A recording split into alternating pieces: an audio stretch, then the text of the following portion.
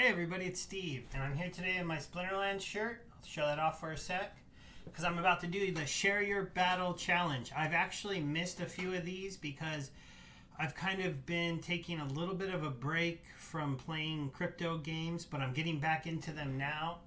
And I'll be doing a Town Star video tomorrow to show new players how to sign up. And I'll have a link in this video for Gala Games, free to sign up.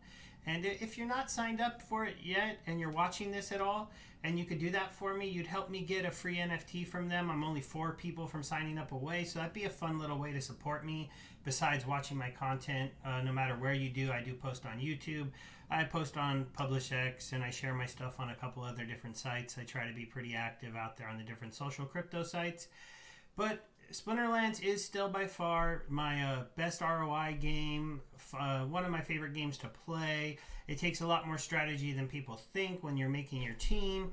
And then they do these fun little things over on the Hive blockchain, no matter how you access it, where you can play the game, they feature a special card, and then you go ahead and see if you can make it work. Today they featured one of their rewards cards. It's nice when they do this because this is a pretty easy one for everybody to participate in, because this card is one that you would have got for free for playing the game. And it also shows off the fact that the cards they give out that are free they're good cards. This is just kind of an overview of these are all cards that you can earn for free for playing the game.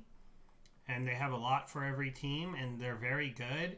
And then if you look at these cards, I mean, this is an 8-cost card with a lot of attack and stuff. And if you go look on the market for what they are for sale, I mean, they're only a few pennies. And this is an older one, so it's only so expensive because it's almost out of print. Now we'll go ahead and bring up the Death Team so we can take a look at the card that they featured today. This is only a 4-cent card. Still not bad for something you're getting for free, right? I have him currently at level 5, so we'll look at him here. I really pushed to get him to this level, and then I'm slowly going to try to get him over up to these other levels. I'll probably pull the trigger on just buying a bunch of them while he's still 4 cents to max him out pretty soon, because he is a pretty cool card. And I do like the Death Splinter. So the Grim Reaper came out, and he was an answer to a big problem that came into this game, in my opinion, and that was the Cube. The Cube, who has a lot of HP and no attack and self-heals and has Void. Well, here's a ranged archer attacking monster that does double damage to anything with no attack, so the Void won't affect it. So he'll actually hit that guy for 8 once you get him to this 4 attack, which you get him to pretty quickly. You do have to get to him to level 5 though, so you get Oppress. And he has a chance to stop him from healing. So I'm going to show you a fun little battle where my point of this card comes across really, really well, because I made a team expecting there to be a cube, and I found a cube. So that was pretty cool. So let's go ahead and go to the battle. We got it going on right here. We'll just recap it. I was able to get a win fairly easy with this, and that was nice. You won't hear that audio, but I'll mute it anyways. I don't hear it either right now because I don't have any desktop sound going on. So see, here's the cube sitting over here at the end. It would have been a pretty annoying card to fight, but let's go ahead and bring up the rules. I'll pause it and I'll kind of recap the strategy I went with here. Okay, so this was every card's a monster, and it was also Rise of the Common, so only common and rare monsters. I went with the Death Team mostly because I was trying to feature him as the card of the week, but also because they do have a solid set of really good, strong cards. I also knew that in a sniper match, somebody might play cards like the Cube in the back row, expecting your snipers to have to keep on hitting this self-healing monster. And if you decided to go magic monsters, which some people do when you play sniper game, you would have magic attacks not doing any damage to him. So I played 2 monsters that could prevent healing, and 1 monster that did double attack on a card like this. It ended up working out good for this card and this card in theory too. I got kind of lucky. And then I went with, instead of, because I didn't have quite enough mana to put the cube on the board, because I might have put him here too, I put the Peaceable Giant here as my sniper target. So I was going to make his snipers hit here. He went with an interesting lineup. he went with 2 melee monsters in a sniper game, and only 1 sniper attacker in the back row, and a whole bunch of targets that I'm guessing he was hoping would take me a while to kill.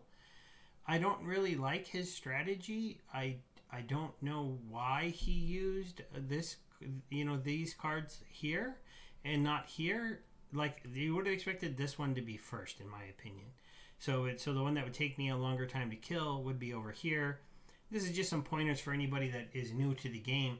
You want your higher HP monster in a sniper match to be where the snipers are going to shoot, not where sneak monsters are going to go. Normally, this could have worked out for him if I had gone some weird sneak monster setup. So for me, I want a self-healing monster in the front.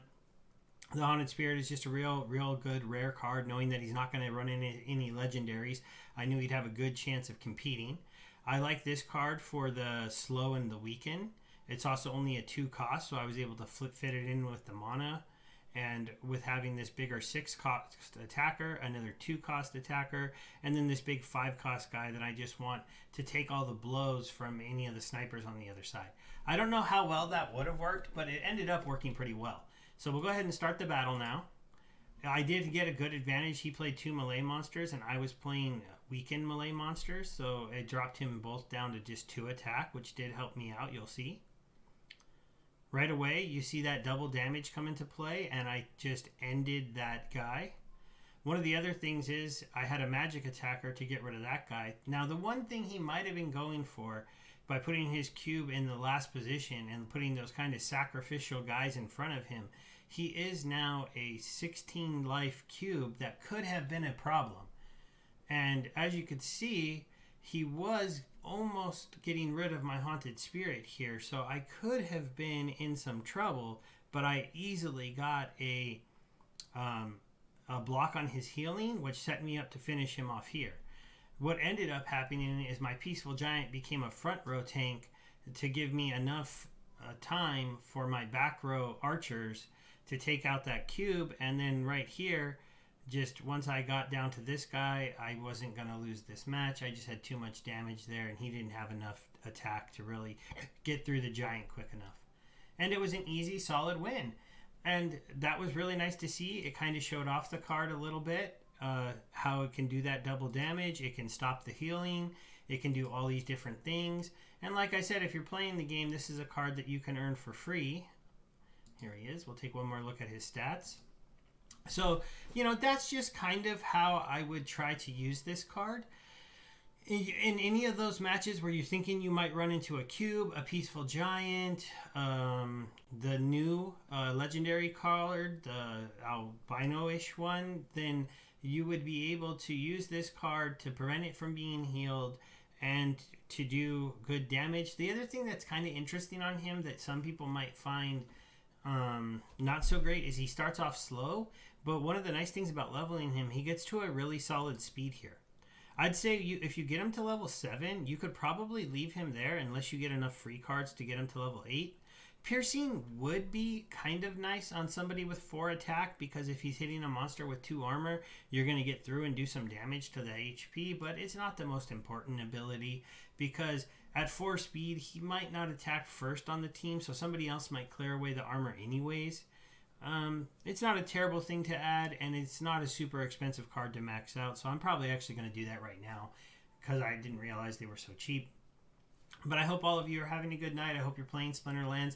And if you can, help me out by checking out the Gala Games link. If you haven't done it, they're the guys who play Townstar. They're a partnership with Splinterlands, so they've done some cross promotions. That's how I found out about the game. And I've earned a couple NFTs on there that are pretty valuable just because I've gotten some people to go check out the game. And you can look through my other videos if you want to know more. I've done a few different guides. I need to do a new one because the rules of the game have changed a little. So I'm going to be working on that soon. And I recently did a video about how to get coins from Binance US onto Binance Smart Chain so you can start engaging with some of their DeFi platforms. I'm currently using Pancake Swap to farm some of those cake tokens that have gone up in value quite a bit recently. I'm going to be doing a video more about that and showing you guys that site and maybe some of the other Binance Smart Chain sites. I know Ethereum is king right now, but it prices me out when it comes to playing around in the smart contract world. When I only want to invest $200 or $300, I do not want to get beat up by $100 fees. I'm really hoping, because I know they're working on it, and it's kind of a cross thing because it's some of the guys from the Splinterlands teams are behind this. They're trying to bring some of those Ethereum pools into the Hive chain with wrapped tokens. I recently watched the update video, and they're getting closer to that. And as soon as they are, I hope to be able to come to the Hive chain and be able to get into some of this DeFi stuff and this lending stuff here, because I know we can do what Binance chain does, and we can make that those fees just go away completely. And Binance chain has proved to me, by sucking away so much liquidity and Pancake Swap moving up, that people want that. They want those no fees, and if you can give it to them somewhere else that maybe you can say is kind of working with Ethereum as opposed to against it, you might be able to get some of that Ethereum money to come into our ecosystem, which would be cool. I know this is completely off topic for the end of the video, but you know, the true fans stick around for the end. They probably won't mind. The Grim Reaper's a great card. I like it a lot. It just reinforces the fact that this game rewards players. They give you legitimate cards that can compete in battle for free, and you should just come check this game out as well. My link for that will be in there too. So any of my other Townstar players who aren't playing Splinterlands, you're missing out, guys. Thanks, everybody. Have a good day. Bye.